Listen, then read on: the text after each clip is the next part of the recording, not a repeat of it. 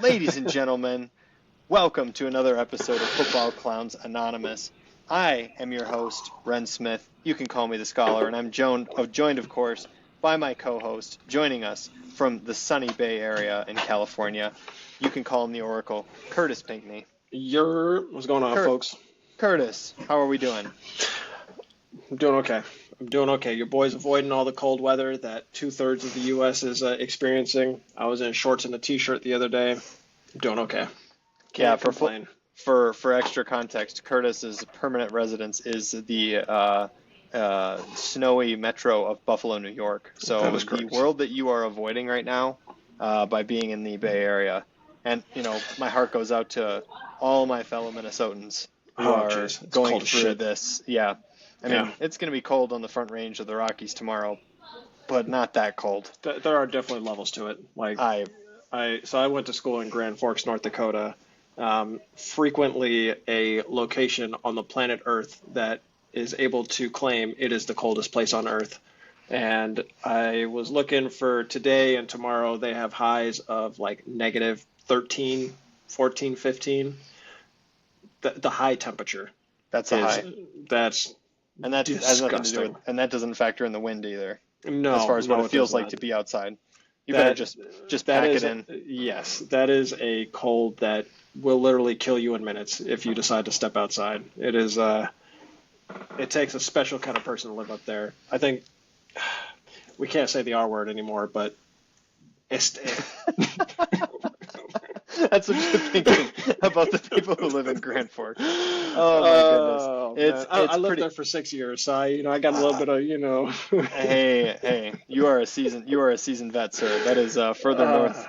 That is further north than I ever lived. So I got to reel it in. We're gonna reel this. We have 30 seconds in. You sir are going for Wild Boy of the Year. Actually, that was one thing I didn't mention ahead of time. We need Clowns of the Week, and you are making a strong bid for.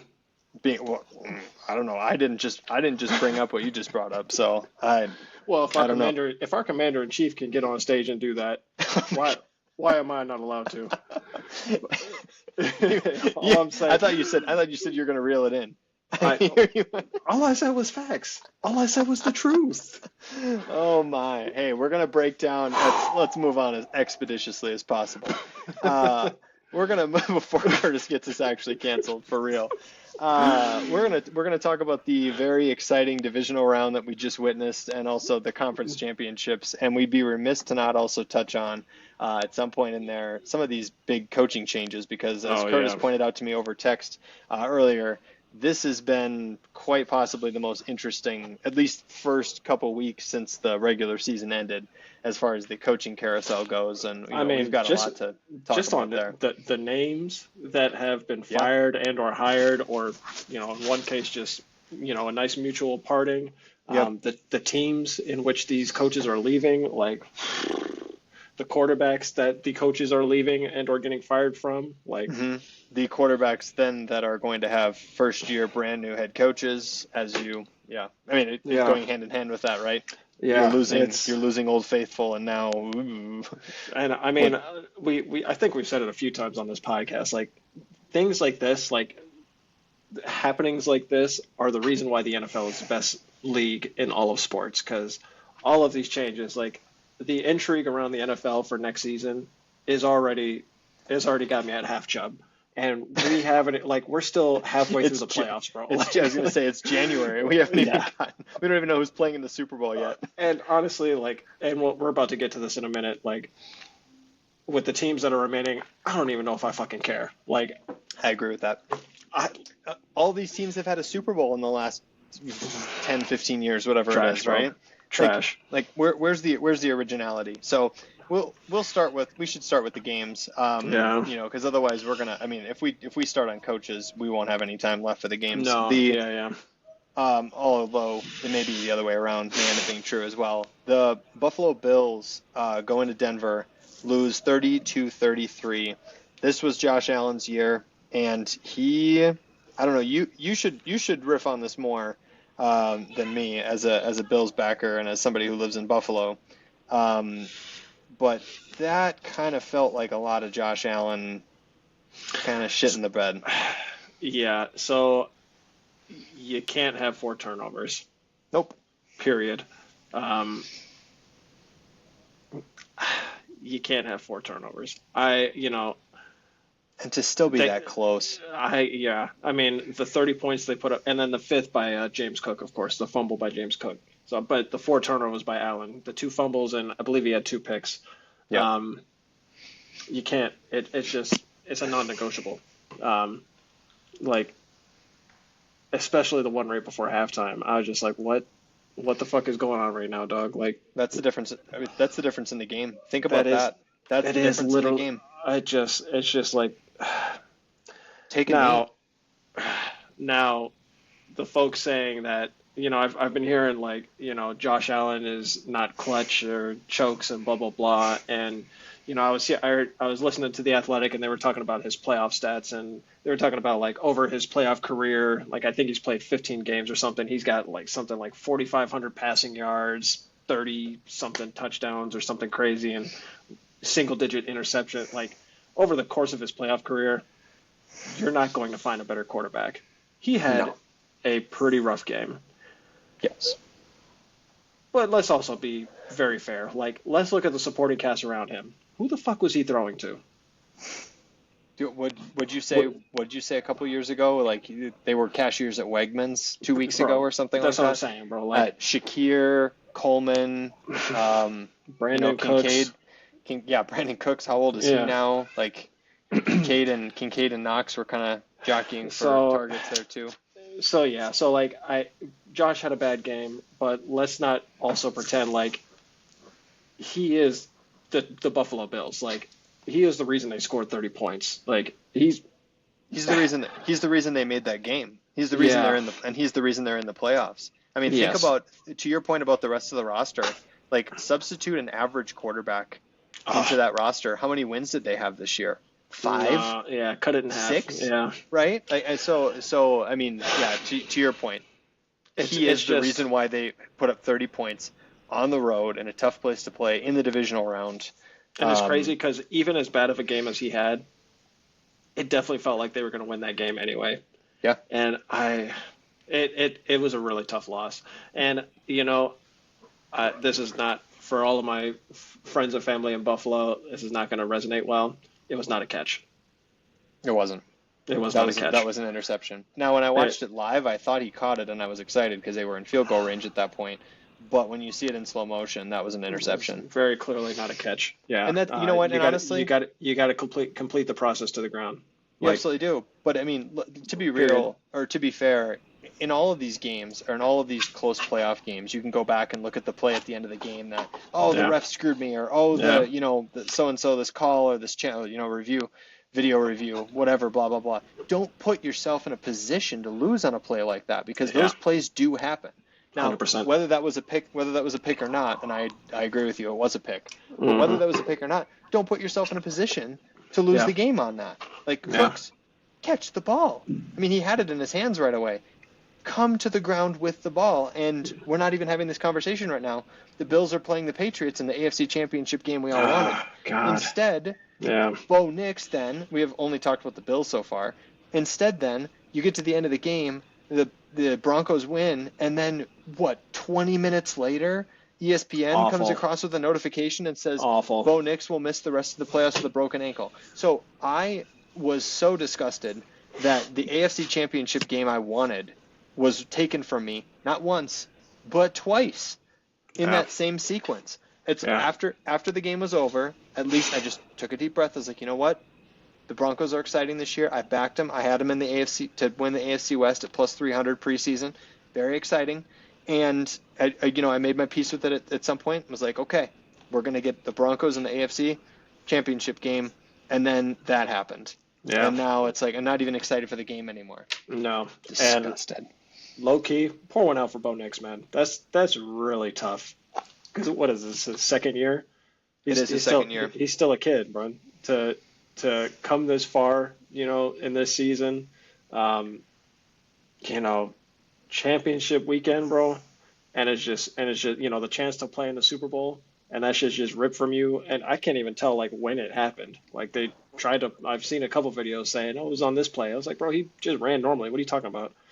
So it's just one of those goofy things that happen, and I feel pretty bad for him because that's really really unfortunate.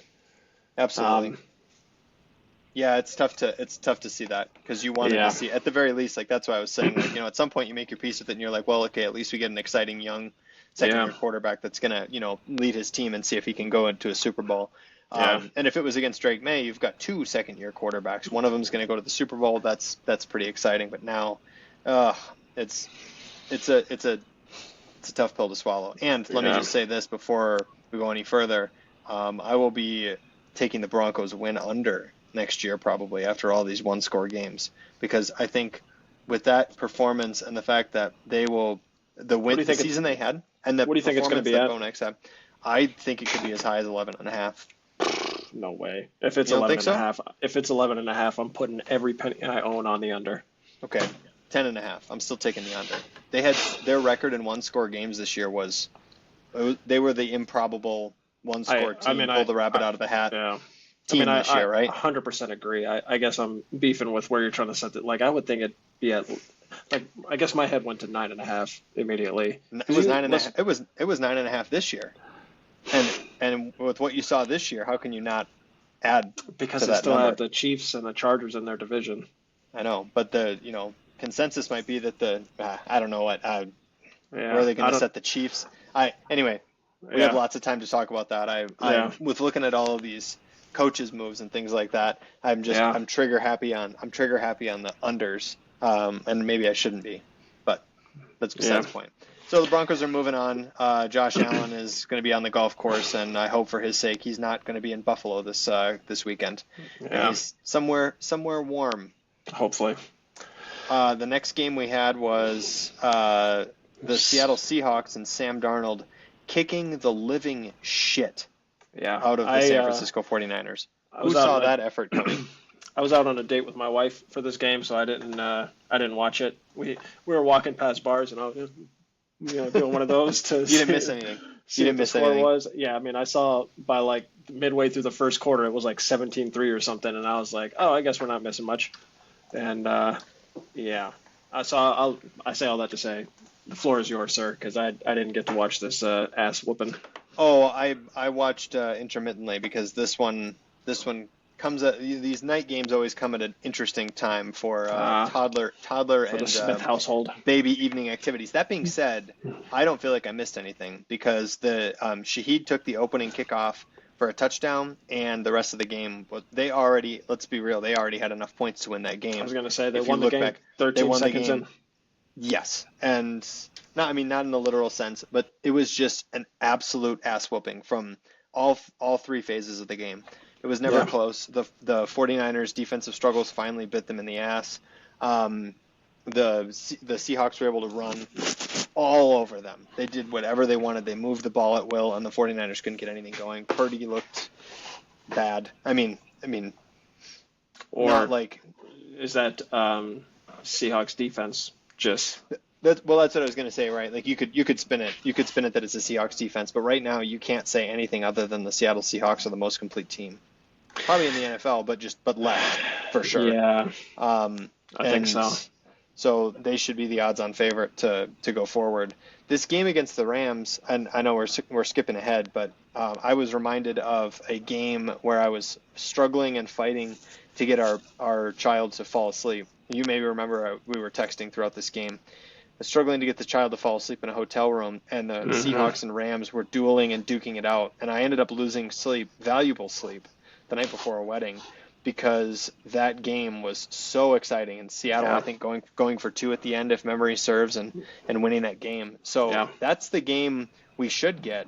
However, based on that performance against the Niners, I am concerned that that's not going to be the game we're going to get, and we're going to get an ass whooping. I'm a little concerned myself, but we'll get to that in a moment. I agree, and I would also just like to lament because last year Sam Darnold had an opportunity to get the 1 seed, shit the bed in that game, didn't win it, and then we go on the road in the playoffs against the Rams and lose, and that was so it's just that much more disgusting for me. And my sort of approach this entire year has been Sam Darnold is. What team was Sam Darnold playing for last year? Sam Darnold was playing for my Minnesota Vikings last year. Yeah. So there's something there has to be something about just once you put on the purple, failure all around. Yeah. Yeah. And then he moves on. He is still the GOAT. I thought he was going to revert back to Jets Darnold or something closer to that. And I was wrong. No. I've been wrong all year. I've lost a lot of money on that, unfortunately. Yeah, I mean, he was a top 3 pick for a reason. We're finding that out. It didn't look like it for the first few years of his career. I mean, same with Mr. Mayfield. Yeah. Sometimes it just takes time. The NFL is an impatient league, though. Absolutely, as we're seeing with all of these coaching changes, for sure. Yeah. Moving to you can go ahead if you got them up. New England, Houston. New England. It was kind of a weird game. New England beat Houston 28-16. There were 8 turnovers in this game by midway through the third quarter. That's crazy. I think 7 of them were by C.J. Stroud. That's a joke, by the way. I think over the 2 playoff games, I think I saw a graphic saying he had 5 picks and 5 fumbles through those 2 playoff games. I didn't fact check. I didn't fact check that. That seems a little high. I mean, he's not. I mean, he had shit. 4 picks, and actually, there's no way because he didn't have any fumbles this game. But he had 4 picks this game. C.J. Stroud. We might have, you were asking about a clown of the week earlier. This was going to be my pick, C.J. Stroud, because ain't no fucking way you should be throwing 4 picks in a playoff game. And maybe we could pull up the divisional round, see how he played there, because I don't think he played very. You mean the wild card? The wild card round, excuse me. Yep.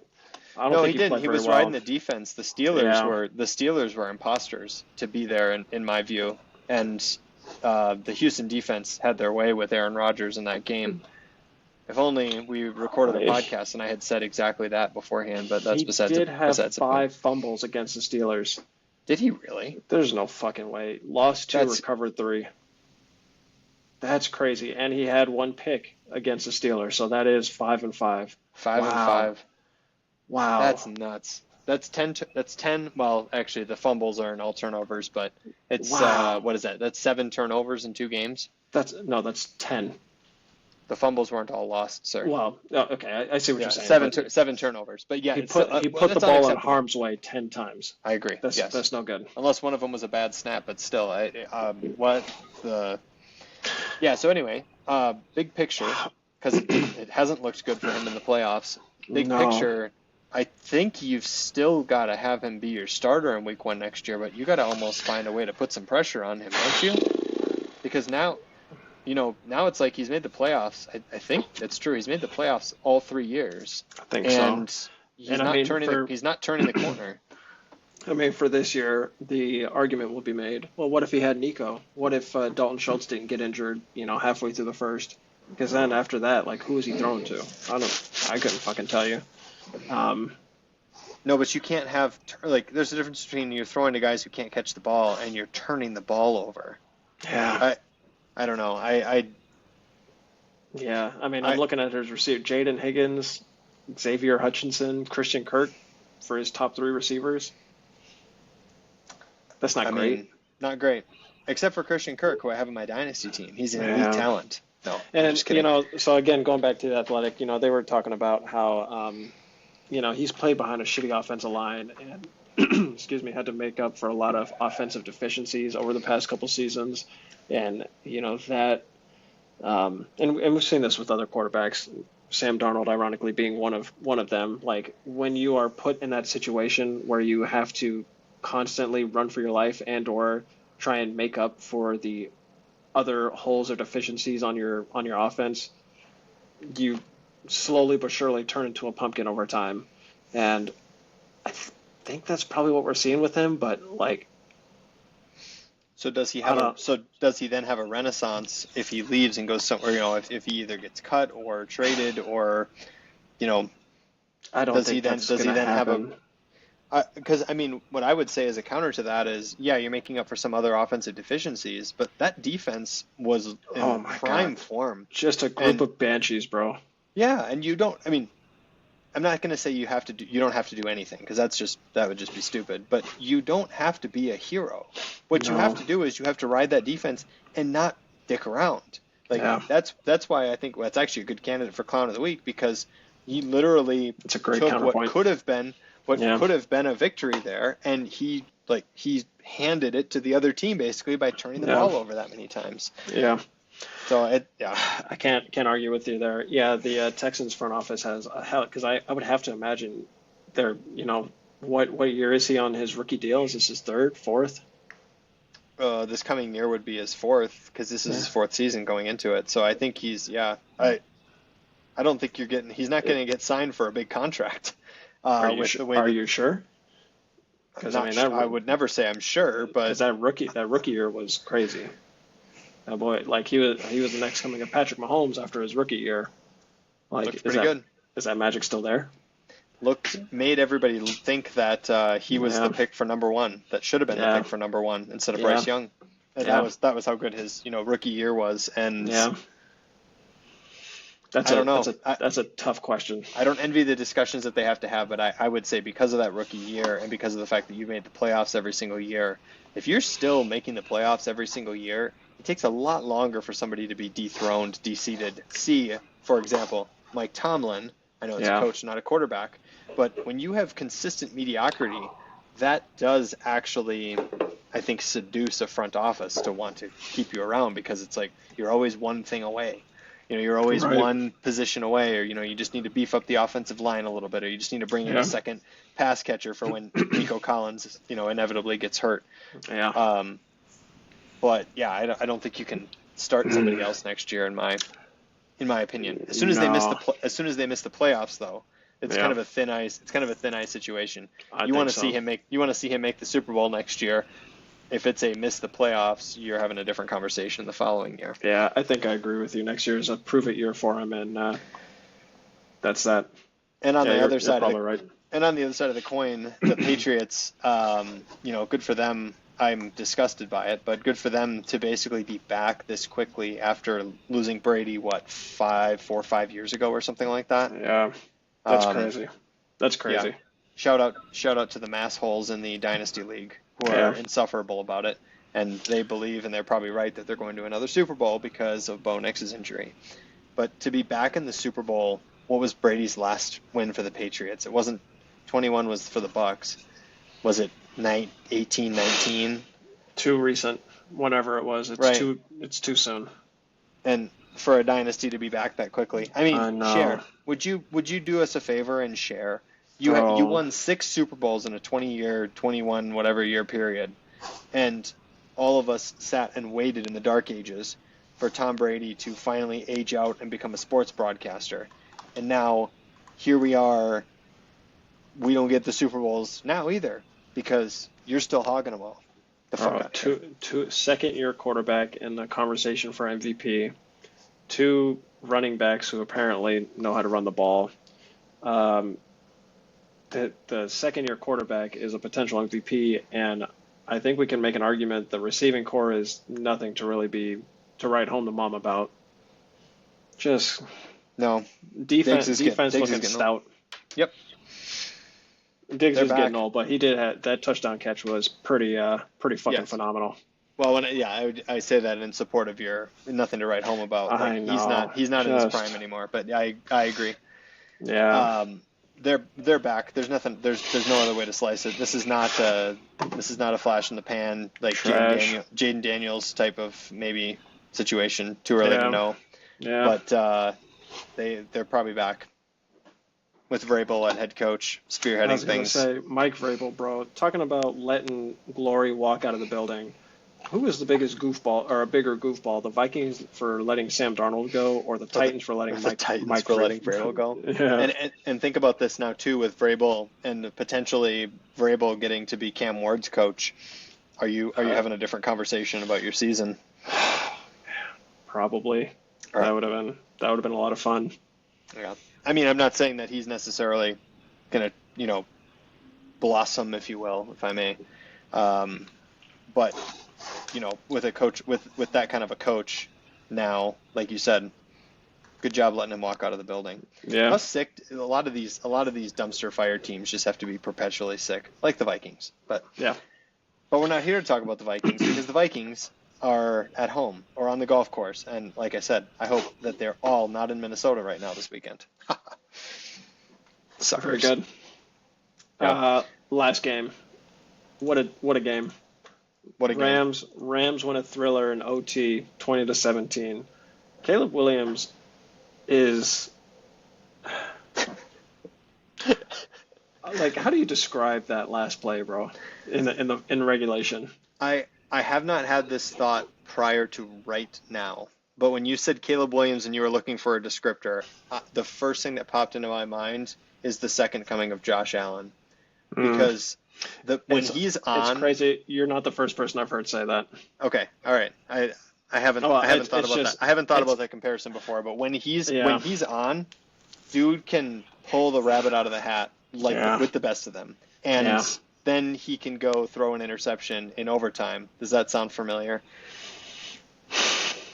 Yeah, that 4th and 4 play, I'll probably remember that for a long time. I was actually we were in a hotel room and I was showering with my son, and I brought the phone into the shower because I was like, I'm not about to miss this 2-minute drill.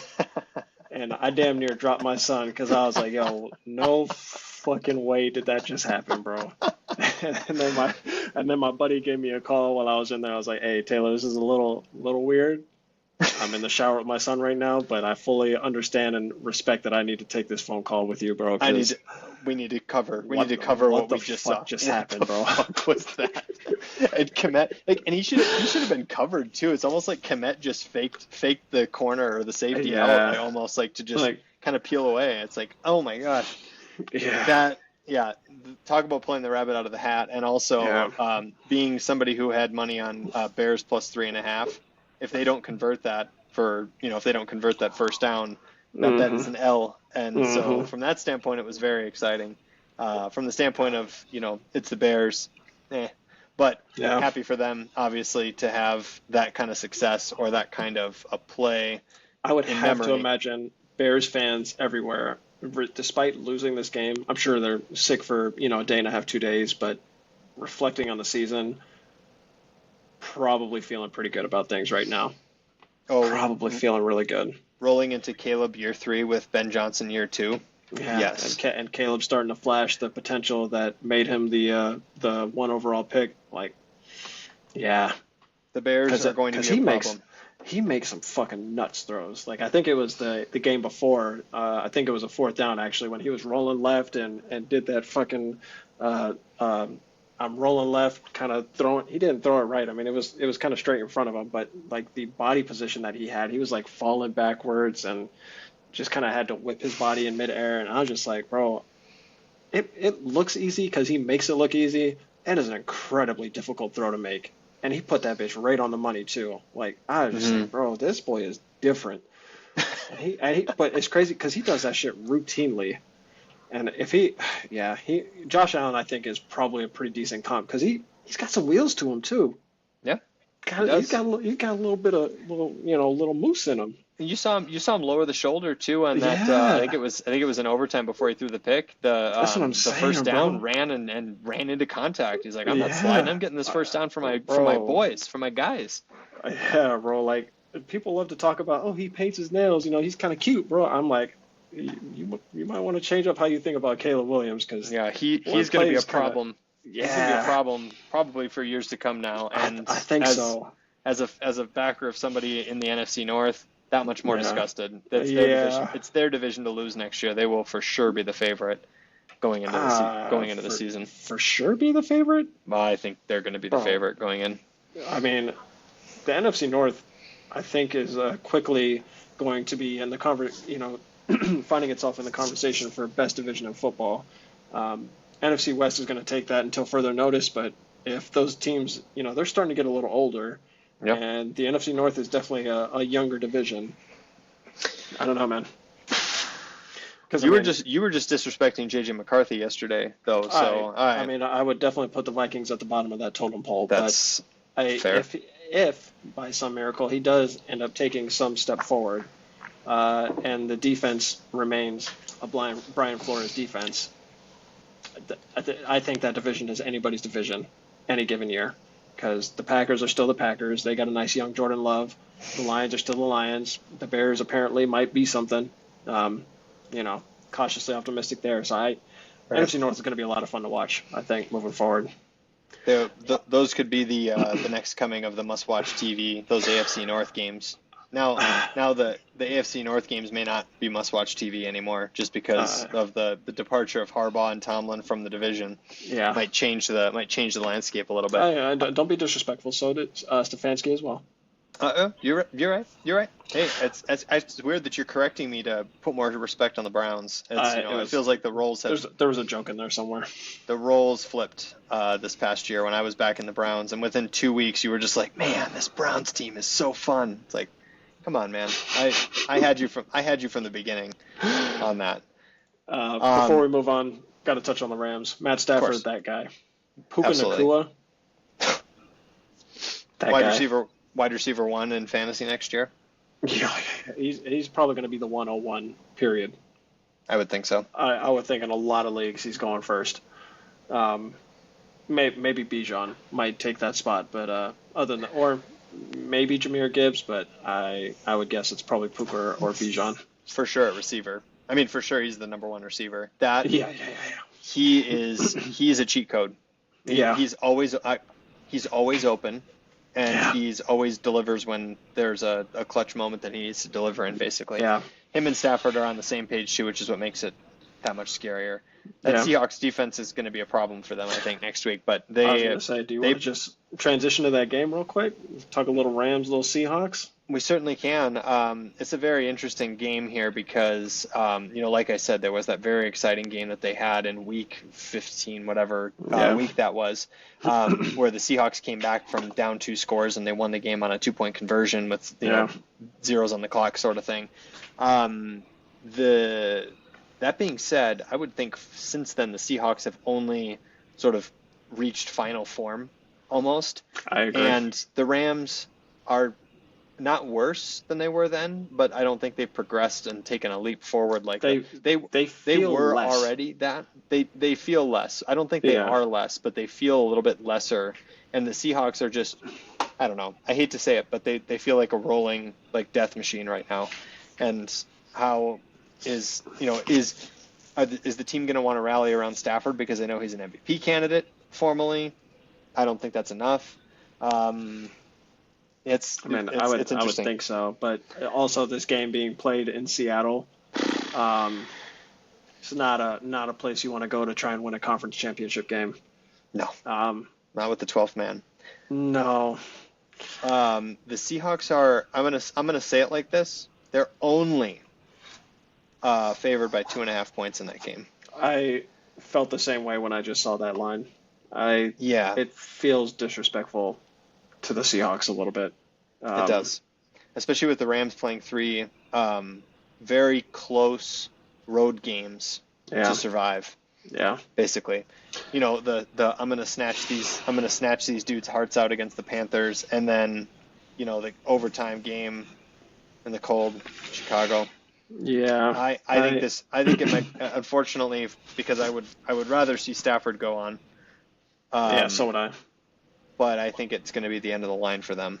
Yeah, it would be fun to see Devontae Adams at least get to play in a Super Bowl. I've come to recently find out he's never actually been to the Super Bowl, and that feels kind of like a crime. Yes. I don't think this is going to be the team that gets him there. One thing, Zach Charbonnet tore his ACL. They obviously have Kenneth Walker, and, they ran all over the 49ers, but, a big part of the Seahawks run game was kind of centered around Zach Charbonnet. He was, I don't know if quietly is the right word, but quietly a pretty integral part. When they got in the red zone, it was Charbonnet's season. I am a little curious how that impacts the run game. He became the 1A for them this year very clearly. For a while, yeah.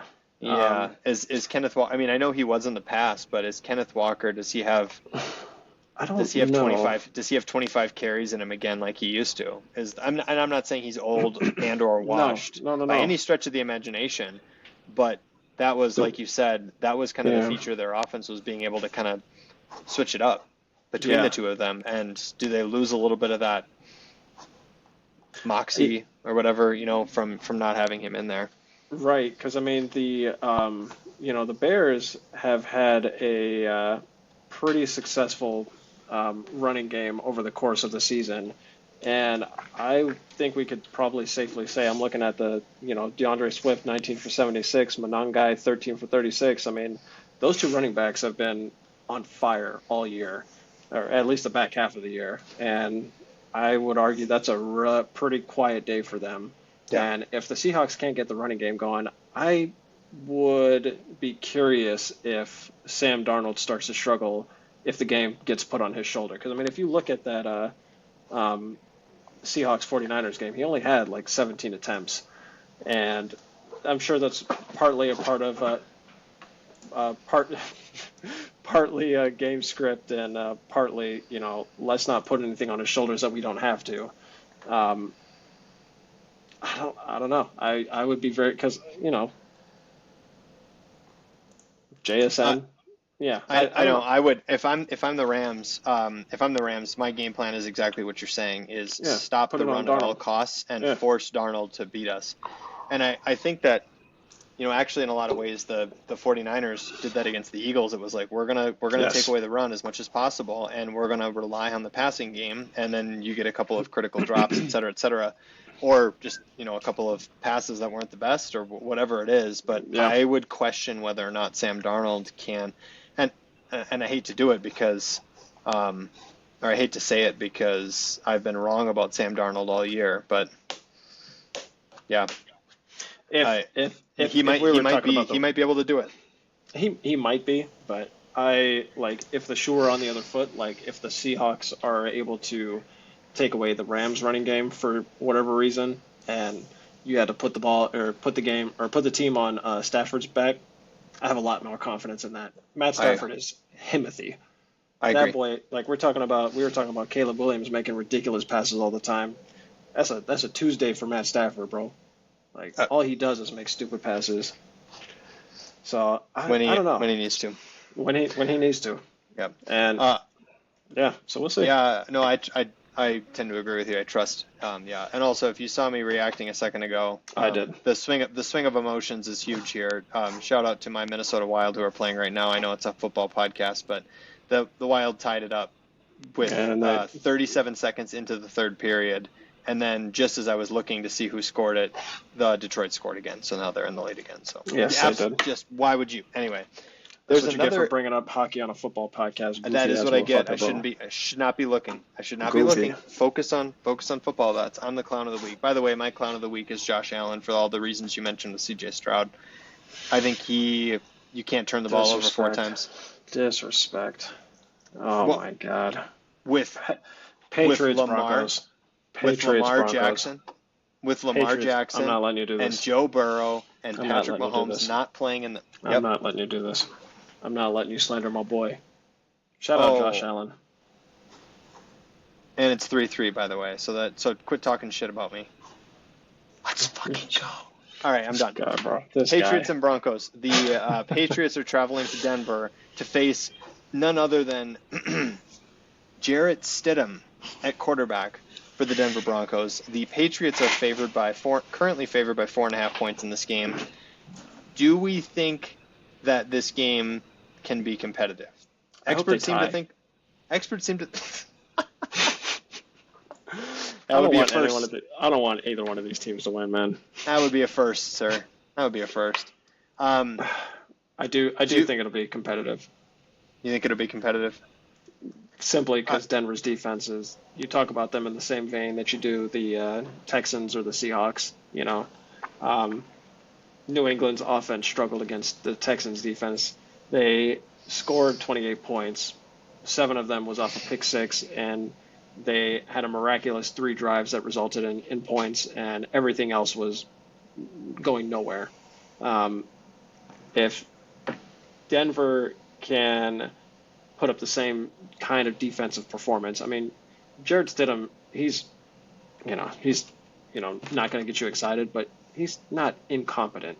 We've seen decent play from him in the past, and I think that's really all they need is decent play. And I have zero doubts that Sean Payton can get in that defense ear and say, "Hey, you know what fucking time it is right now, right? You know whose shoulders this team is on right now, right? Like, you can't let Drake May put up 35 points because there's no way that the Broncos can win that game. Hell no, they can't win a shootout. And I think that's reflected in the over/under at 42.5. Like, this is going to be another. It's going to be just like last week, watching the Patriots and Texans defense just throw haymakers all day. I think it's going to be a similar. We basically just watching the same game again, just with the Broncos instead of the Texans. Pretty much. But the difference is that when the Broncos quarterback throws 4 interceptions, it'll be acceptable as a backup quarterback. Yeah. It'll make sense, and it won't be instead of C.J. Stroud doing it. Yeah. Yeah, I could definitely see it being competitive, and I would say I believe in Sean Payton to scheme up something 100%. to put Jared Stidham in a position to be successful. I think so. Do we trust R.J. Harvey to be a featured back behind a backup quarterback because he's already a rookie? That's my concern. I do think that the Patriots are going to win this game. I heard Dobbins might be coming back. I heard he might be, but I thought it was going to maybe not be this week. I actually I haven't seen the latest on that. Either. I wonder if they would try to expedite that timeline, if you will. I mean, is that something you would want to do? Oh, this guy. With a backup quarterback, you might be tempted to, because both of these games are going to be, obviously it's win or go home both times, but you need the extra hands on deck. Would be my counterpoint. J.K. Dobbins limited in Thursday's practice. Yeah, so maybe might do it. Yeah, I don't know. That's gonna be a tricky one. I do think that the Patriots are gonna win that game, but I would not be shocked if it's competitive. I just don't think. I do think that you're obviously downgrading at quarterback. It's just whether or not, and then you got the altitude too that never plays into the Patriots or the road team's favor either. So I don't know. It's a interesting spot for a second-year quarterback Drake May to come in and try to beat Sean Payton. But Mike Vrabel's shown that he can be a great coach too. So yeah, I'm looking at Bo Nix's line against the Bills. 26 of 46 for 279 and 3 with an interception. Jared Stidham could put up that line. I mean, probably that's probably a ceiling game from him, but it might be. Yeah, how surprised would you be if he put that line up? I'd be a little surprised. A little surprised. Not a lot surprised, but a little surprised. As long as you're asking. You saw what Nick Foles did to the Patriots. Nick Foles, baby.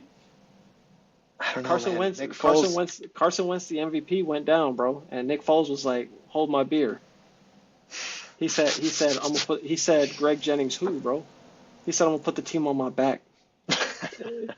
Bro, he had the most miraculous stretch of games I think we will ever see from a backup quarterback to beat the Tom Brady-led New England Patriots in the Super Bowl. The Philly special is a play that I will never forget for many reasons. Come on, bro. Like, mostly because it happened in Minneapolis. That should have been our game. So stupid.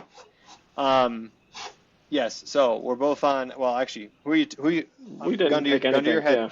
Gun to your head. I'm taking the Seahawks and the Patriots in the Super Bowl, which is a rematch of the Russell Wilson pick on third and goal. I think I have to say the same thing. I want it to be the Rams. My heart is saying the Rams. My head is saying the Seahawks. I want the Broncos to win because I get free donuts at King Soopers the morning after a Broncos win. So, hey, priorities, man. Also, I'm sick and tired of the Patriots. I also hate Sean Payton. I am too. So, I respect him, but I hate him. Yeah, I'm gonna say Seahawks Patriots too. For the pod, and in my heart, who I'll be rooting for is the opposite of everything I just said. But I feel you. I don't believe it to be true. I feel you. the Seahawks could win that game by 24. That's what's crazy. Yeah. Coaching changes? Moving on. Coaching changes. I don't know how we want to do this. I guess these are in alphabetical order, sort of.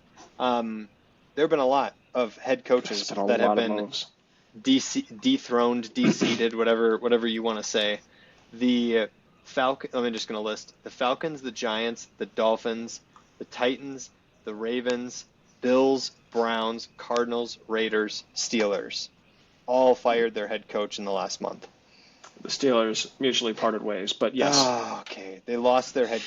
They no longer have the head coach that they did a month ago. I'm not going to allow you to sully Mike Tomlin's name. I'm not going to let it happen. I'm not standing for it. All right, fine. You know what I'm saying here. They're all gone. I know what you've been corrected on. A number of them have already been filled in alphabetical order. The Atlanta Falcons head coach Kevin Stefanski coming over from the Cleveland Browns. You seem excited. By the way, I just would like to say, of the 5, I'm just going to make a big picture statement here. I look at these 5 coaches that have been filled, the Falcons, the Giants, the Dolphins, the Titans, and the Ravens. Mm-hmm. I want to take the win-unders on all 5 of them. Wow. Knowing that I'm probably going to get 3. I don't know which one's which.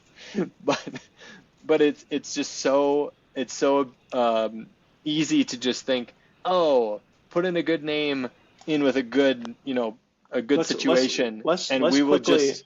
Let's quickly. What do you think the lines are going to be set at for these 5 teams? Falcons off the dome. The Falcons will probably be 7.5. I was going to say 7 or 8.5. Giants. The Giants will probably be 7 or 8.5. 6.5. With John Harbaugh and Jackson Dart and Scatterboo, there's a lot of hype. 7.5. That'd be crazy. I'm taking the under on that. I would probably take the over on the Falcons at 7.5. Dolphins. The Dolphins might actually be the lowest here because they looked kind of scrubby. But 6, I'll say 6.5. 6.5. I would probably going to take the under there. Yeah, Titans. I would probably put it 6.5 as well. The Titans is the only one I want to take the over on, just because I respect Robert Saleh. And I think that Aaron Rodgers. Now knowing what we know about Aaron Rodgers, or actually what I said and prophesized from the beginning of Aaron Rodgers' post-Packers journey. However, I think we know that he probably wasn't the reason for the problems in New York and might have been a good coach. I agree. That one might be the only over, but I'd still play the under because it's the Titans and you have to fucking prove it. Ravens. And last but not least, the Ravens. That's going to be at 8.5. That might be at 8.5, and I'm taking the under. I'm going to be wrong about 1 to 2 of those, but probably not 3. I'm sorry. I know this isn't what you want to talk about with these head coaching changes, but 8.5 under on the Ravens is tough, bro. I'm probably going to take the over there, but all right, let's get back to it. Falcons hired Kevin Stefanski. What are your thoughts and feelings? Well, first of all, I've been making a good living off of not believing in the Falcons and Michael Penix for the last couple of years, so it's going to be really easy to continue doing that. But offensive mind and the cornucopia of failure that is in Cleveland, and for this guy to still win Coach of the Year, I think more than once, does inspire some optimism. In that offense where, at times the post-Vikings Kirk Cousins was able to make it click, Bijan Robinson is a better version of any of the running backs that have been in Cleveland over that time. Yeah. Penix there's a world where he unlocks Michael Penix. There's a world where Stefanski does that. I don't believe that that's the world that we're living in, but there is a world and maybe some reason to believe that. So, and he was part of an elite defense in Cleveland also. And the Falcons defense is not bad. So there's no reason to necessarily believe that they take a step back, and it could be kind of a scrappy team and a tough out. Not sure. Yeah, my initial reaction was more or less the same, generally skewing optimistic. The one thing that gives me pause, he had Baker Mayfield and wasn't able to really do anything with him. Baker Mayfield left the purview of Stefanski, and And, there's always, of course, variables associated with that. Supporting cast. I don't know what the O-line was like once upon a time, or I don't remember what it was like. He was still young and blah, blah, blah, but which Michael Penix, old for you know, young quarterback, young and experience wise, but um, I don't know. I that thought kind of gives me pause, but generally speaking, I think given what Stefanski has had to work with in the past, and he's had reasonable amounts of success, I think it's hard not to be optimistic. Um, I think, thinking about fantasy for a second, I probably will be targeting Bijan pretty heavily because despite any offense that Stefanski had to work with, Nick Chubb was putting up numbers, and Bijan, I think, is a better running back than Nick Chubb. Um, I don't know if that's fair to say or not, but watching Bijan Robinson run the football is really, really fun. And receive out of the backfield, passes out of the backfield too. Yeah, it's a treat. Yeah. So I don't know. This is probably the earliest that you're giving me nuggets for how to draft against you. It's only January. I got 7 months to chew on all this. Yeah, take notes. I mean, free agency and trades and the draft will ultimately shift everything I'm saying. But as I think about draft strategy before the Super Bowl has even happened, because I'm a full degenerate. To be fair though, these teams are. So, why shouldn't we be thinking about it too? 100%. 100%. Lock in. For sure. No, I agree.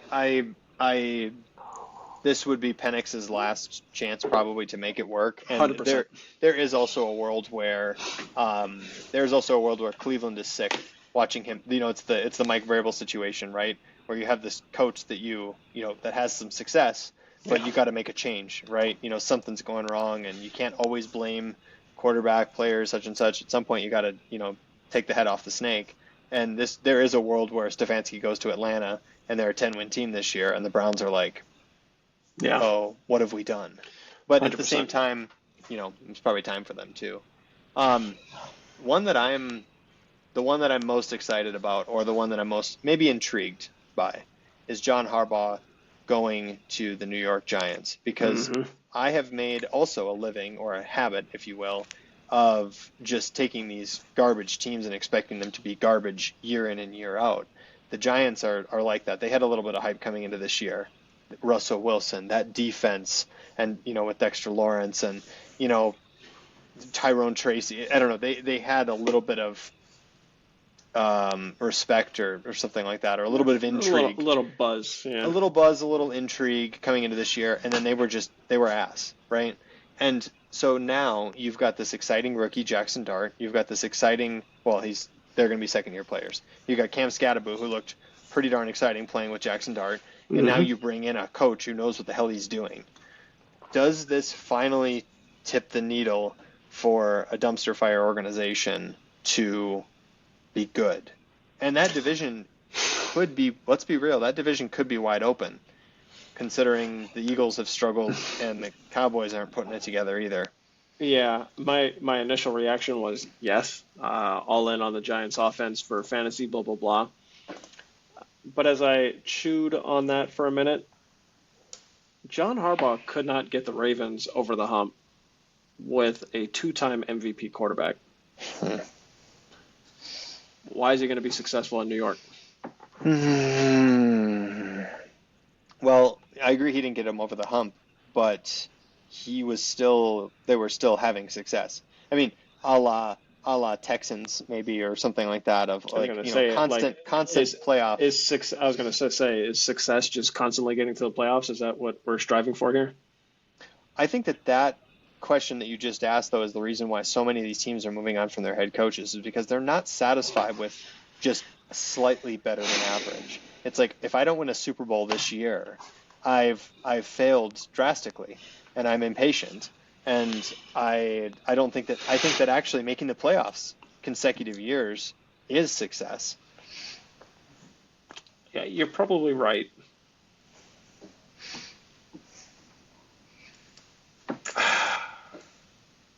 I don't know. It's a net positive for the Giants for sure. I don't think we can really debate that part, but No. I guess what I'm floating out there is what am I trying to say here? I don't know. Maybe I'm just hating on the Giants because fuck the Giants, but I think there's reason to hate the Giants, and that's why I say take the under, because I think that it will be inflated. I think that there's too much hype around that, or there will be too much hype around that to and it's one of those things of like, prove it. You know what? I did it with the Patriots this year. I did it with the Patriots. I said the over/under was 8.5 out of nowhere. I said, yeah, fucking prove it, and I was wrong. And I think I'm going to be right more than I'm wrong, but there's going to be times where I'm wrong.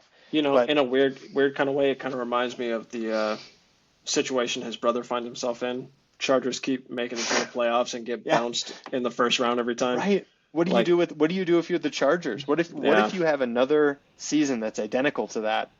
Again, do you fire Jim Harbaugh? Can you possibly do that? You win 11. I think it was 11 games, and you make the playoffs, and then get ran the fuck out of there. They did not put up a fight against the Patriots. That was embarrassing. No, they did not. They have not put up a fight in the playoffs the past however many years. Or I guess they played a good game against the Jaguars just to fuck it up. But but how many years do you do that? What do you consider the metric of success? I think there is to me a broader philosophical question there. The ones that we're touching on of like, is making the playoffs and having good seasons, is that good enough? Also, I mean, there will always be the intangibles, behind the scenes that we'll never be able to accurately account for, like the culture they bring to the building, the staff that they bring with them, and blah blah blah blah blah, all that fun stuff, which I really wish we had a closer look at some of those internals, just because I am curious about that stuff, but. Right. So there's the behind the scenes stuff. Yeah, there's something to be said for that as well. Yeah, for sure, and that's why I think that's where I kind of get the idea that there's these teams that are perpetual failures, over and over again. Mm-hmm. But it's a hard thing to quantify. I just think expecting these teams to be bad until further notice, until I get proven otherwise, is potentially profitable. Speaking of bad, this year was bad for the Miami Dolphins. And they fired Mike McDaniel, and they hired Packers defensive coordinator Jeff Hafley. And I don't know shit about Jeff Hafley. I know that he is talked about a lot in terms of, being one of the ones that are next up. Other than that, I don't know shit about him. No, and that's why sounds exciting. Question mark? Yeah, that's why I would be concerned. You're trading in. Mike McDaniel is an offensive mind, and he's going to be offensive coordinator for the Chargers now. We definitely got to touch on that before we wrap up. Oh yeah, for sure. There's a world where that can help things out too. But the Miami Dolphins, I don't know. They seem to struggle. To me, they struggle on both sides of the ball. Bringing in defensive mind, obviously you're never gonna regret having a good defense, but they got a problem with Tua on their hands as far as the long term solution there. I'm pretty sure the Dolphins are we'll probably find out sooner rather than later that they're going to be in full rebuild mode, because Tyreek's probably gone. I'm not sure what they do with Jalen Waddle. Tua's probably gone. That's what I was going to say. Well, actually, now that I'm thinking about it, do you start Quinn Ewers? Because he played down the stretch last year. Yeah. You throw him in, new coach, young quarterback, and just see if it works. And if not, then you start tinkering after that. Yeah, or bring in a quarterback. I don't even know. I don't remember who's going to be available or what. But I don't think we should be surprised if we see the Dolphins enter full rebuild mode. And I guess Jeff Hafley is the man at the helm of that. So I would guess he has a 3 to 5 year runway to kind of figure things out. The way that some of these teams are acting, I would say it's more like a 2 to 3 year runway. Pete Carroll didn't make it. I know that the Raiders were the definition of a dumpster fire, but he didn't make it a year. Sorry, he made it 1 year. Once. Yeah. But so that this guy made a coming lot in, of sense. Yeah. I know. I understand, but this guy coming in to act like he's got 3 to 5 years. I don't know. I feel like sometimes these coaches come in, they're almost I'm not saying that. I didn't make that statement from a that's what he thinks perspective. Like, I would have to imagine that's a conversation you have when you're interviewing, like before you sign your name on the dotted line. Like, hey, ownership, what is your plan for the team? Oh, hey, Mr. Halfley, we're thinking about rebuilding and we want you to be at the helm of that. We understand the next season or two is going to be dog shit, and by year 3 we're expecting to start to see some results. That's the conversation. That's the conversation they have. But I wouldn't be surprised if they have a second dumpster. It doesn't make it through year 2. I'm just saying that based on. There's nothing to do with the Dolphins specifically. I'm saying that based on look at all of these teams who have decided to part ways with their coach. Like So, and notice how I said part ways there. Do you see that? I'm adapting. I'm adapting. That was good. That was great podcasting. Hey, there we go. Gotta be agile. Tennessee Titans are hiring Robert Saleh. I already talked about how Saleh was formerly the Jets coach. Aaron Rodgers got him fired. Goes back to defensive coordinator for the San Francisco 49ers. And, I mean, short of that game in Seattle, it's hard to put a lot of blame necessarily on the way that their defense was completely ravaged. Just a la San Francisco 49ers, a la Detroit Lions, like just getting completely gutted on defense. So did the best he could, but it makes sense to me that he's getting another chance at head coach. And I wouldn't be surprised if they do okay. All I ever hear about is how he's a phenomenal coach. Players love him, et cetera, et cetera. I don't think we should be surprised by this at all. No. I actually heard that he is pretty similar to Mike Vrabel. So the Titans are basically like, we fucked up. We know we can't have Vrabel back. This is the next best thing. It is kind of my read on the situation after I heard that. Will you come in and be Mike Vrabel? That's what they didn't ask him to be head coach. They just came in and said, please save us. Yeah. You need to have somebody come back in with some clout here. You're not going to hire Jeff Halfley in this situation. You need to bring in somebody who's got experience and that you can kind of trust, because you also need to read the next. My opinion is the next person to go then is Cam Ward, not the head coach, because I was just going to say I don't know who they have at OC. Or who they're going to bring in, because I know there were rumors floating around that he was hoping to bring in McDaniel for the coordinator job. Because if you're going to be a defensive coach with a young quarterback, the offensive coordinator, you gotta land that one, because you can't fuck up the number 1 pick. No. So that will be something to watch for sure over the next week or two. For sure. And then just today, Jesse Minter to the Ravens. I've heard this connection a lot. Defensive coordinator from the Chargers. The Chargers defense,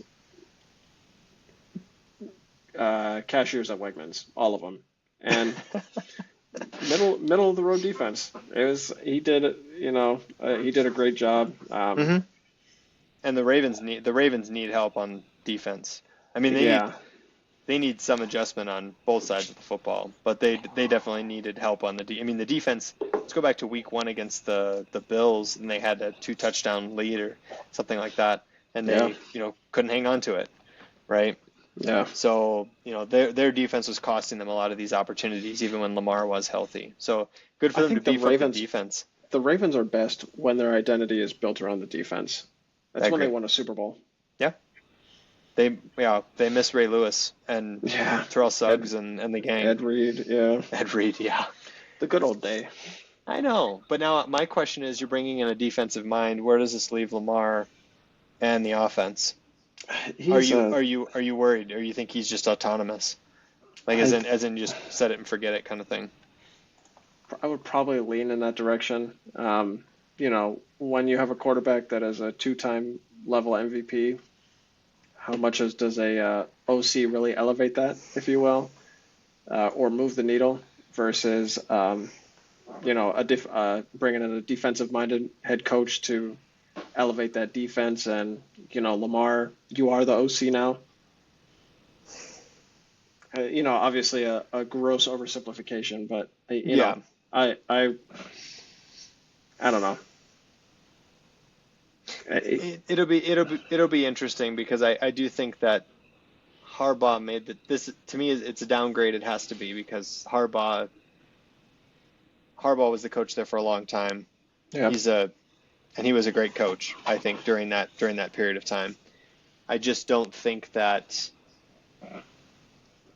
anybody you bring in is worse than him until proven otherwise. And I'm going to struggle to believe that some I'm not going to say some guy off the street is the old Chargers defensive coordinator. He's not off the street, but somebody else is going to be able to elevate the team instantly back to that. And now, if you have a mediocre year, what conversations are you then starting to have about bigger changes and rebuilds and things like that? So that would be crazy. I'm just asking. I'm asking the questions for now because I think these are the questions. I can make predictions. Actually, I already did.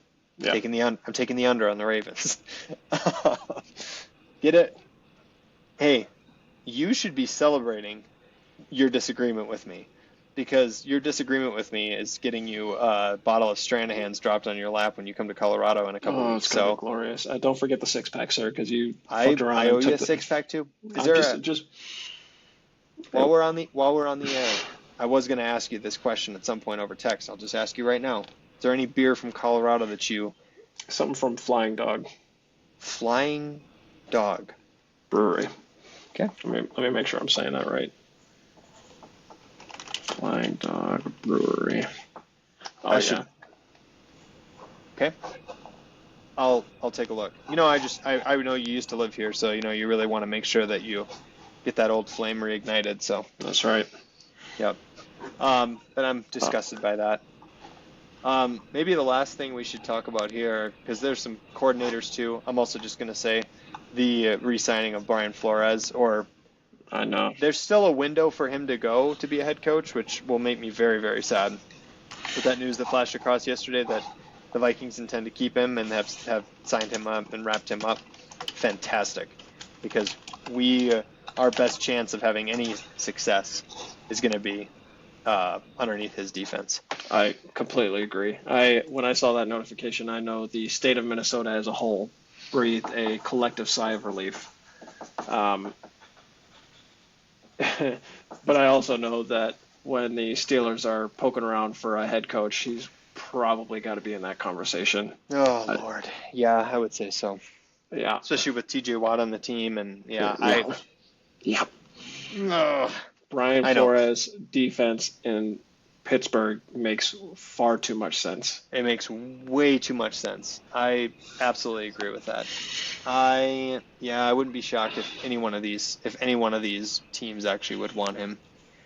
Actually, I think they would all probably want him, but I'm just hoping he stays with us because he's elite.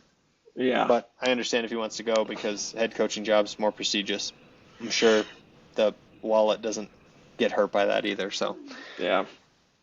Touch on McDaniel. You wanted to touch on McDaniel. Yeah. What's your read on the Chargers? I mean, we just talked about the Chargers and how they're not able to get over the hump. What's your read on McDaniel coming in as offensive coordinator? I cannot help but to be super optimistic about. I would have to imagine Chargers fans across the nation very excited about McDaniel coming in as OC. Justin Herbert, still that guy. Keenan Allen, old as hell, but still can catch the ball, kind of, sort of. I think they need to bring in a receiver maybe to kind of help that along. Maybe somebody quick and fast, bring in a little bit of that Dolphin, who's just going to outrun you offense. Yeah. The Tyreek Waddle Achane type of energy. Yeah. But, for any of it to work, they really need an offensive line because I think that was a pretty significant part of why the Dolphins fell apart. Like when the O-line didn't play well, the Dolphins didn't play well. And, of course, when Tua was hurt, the numbers from when Tua was healthy versus when Tua was hurt, like it was a completely different offense. So I think as long as Herbert stays healthy, aka as long as that line holds up and doesn't let him get beat to shit all season, I think the Chargers are going to make a lot of noise offensively speaking. It is kind of fascinating thinking about Jim Harbaugh sitting down with Mike McDaniel, because Harbaugh is kind of a hard ass, kind of a no nonsense type of dude, or at least that's what I've come to understand. And Mike McDaniel is Mike McDaniel. Energetic and just goofy as shit. But so that I would have loved to be a fly on the wall for that conversation. But that'll be interesting. Had dinner or something. But I think. I tend to agree. I still this is they get over the hump. They get over the hump, or they don't get over the hump until they prove it, kind of thing in my mind in terms of predictions.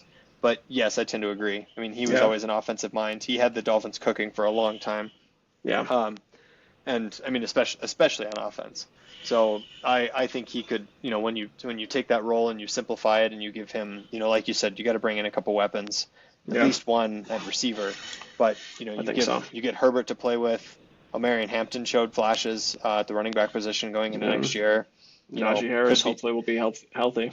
Yeah, you could be looking at that Achane type of vibe with a receiving back. Yeah. So I see it as a positive move. It's just I will believe that Herbert can win a playoff game when I see it. Probably. As sad as it is. Maybe this is the problem, is that I'm too resistant to change, and this is why I lose my win total bets. I'm not leaning in at the right time, but I like to think that the things I know are or the things I've seen before carry more weight than the things I'm expecting. And in the NFL, sir, that is probably the goofiest mindset that you could possibly have in trying to predict the outcome of the future seasons. Sam Darnold burned me this year. Yes, sir. Just absolutely burned me. I would like to celebrate publicly on air. The Wild were down 3-2. Zuccarello ties it in overtime. Want to take a guess? Kirill the Thrill. 4-3. Let's go, baby. And we're done. Ladies and gentlemen, this is a football podcast. This is Football Clowns Anonymous. I can't help it, man. I was staying up late. I probably would have stayed up late to watch this game tonight. Sorry. Hey, we're sports fans here. Come on, man. We're Football Clowns Anonymous. I'll see myself out. Any final thoughts on football, not hockey? The Bills owner, Terry Pagula is a fucking clown himself, and also he should probably be getting the Clown of the Week. He reminded us why the Bills were mired in mediocrity before Sean McDermott came in and took the reins. He probably made the head coaching job one of the most unattractive jobs outside of course, having an MVP caliber quarterback. And how the fuck you get on stage, bro, after you fire your coach, talk shit about the coach, and then say we need to hire a new coach? Just talking about the coaches don't know how to pick draft picks. It's all the coach's fault. We fired the coach because of the game, but also the refs were the reason we lost the game. Just fucking Josh Allen is the reason that you have a pulse. I saw Josh there crying, so I had to fire the coach. It's like, bro. Shut the fuck up, dog. Shut the fuck up. Great logic. The man that he promoted or kept on staff as GM and then promoted to head of football operations got asked a question. He's like, he cut his ass off. Hey, actually, might as well let me take this one too, big dog. Save your energy. I was like, bro, what is happening right now, bro? Oh my god. We need to. We're not ready for this right now, but we need to name a clown of the season next time. Oh, that's a great question. Yeah, because we did it last year. I'm trying to remember The New York Jets? Might have been the Jets. The Jets were definitely the clown of the season. I think that was for last year. So we got to. Oh man, I don't even have anybody that stands out right now. Well, save it for next week. And if you're listening to this right now, I'm sure you're on the edge of your seat, waiting to find out who we are going to nominate for our Clown of the Season. And also tune in to see who we are going to nominate Clown of the Week for the conference championships coming up in just a couple of days. So, again, I'm Ren Smith, Kurtis Pinkney, accompanying me, saying so long. Send us an email, footballclownsanonymous@gmail.com. Like, comment, subscribe, all that fun stuff, and we'll see you next time. Peace.